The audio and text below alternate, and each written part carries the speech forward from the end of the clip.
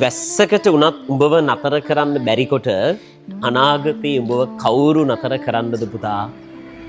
අද බැනුමක් ගානේ උඹ නතර නොවෙනකොට, අද එන ප්‍රශ්නයක් ගානේ උඹ නතර නොවෙනකොට, අද එන වේදනාවක් ගානේ උඹ නතර නොවෙනකොට උඹ තනියම ගොඩනගන අධිරාජ්‍යයට මිනිස්සු අත තියන්නවත් බය වෙනවා.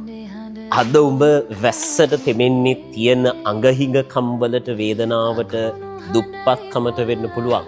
හැබැයි දවසක උඹ ආසාවටත් වැස්සේ තෙමෙන්න යන දවසක් එනවා.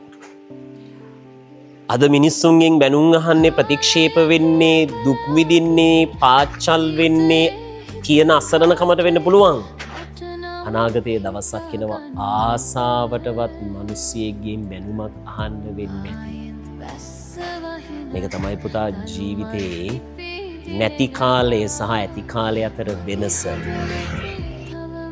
මේ පොඩි කාලෙ තුල ඔයාට තේරෙයි ඔයාගේ මහන්සියෙන් ජීවිතේ කොච්චර දේවල් ෂණයෙන් වෙනස් වෙනවද කියලා. මම මුලින් කිව්ව වචනේ වැස්සටත් ඔබව හැමදාම තෙම්මන්න බැරි බව මතක තියාගෙන අදේන ප්‍රශ්න වලට, කරදර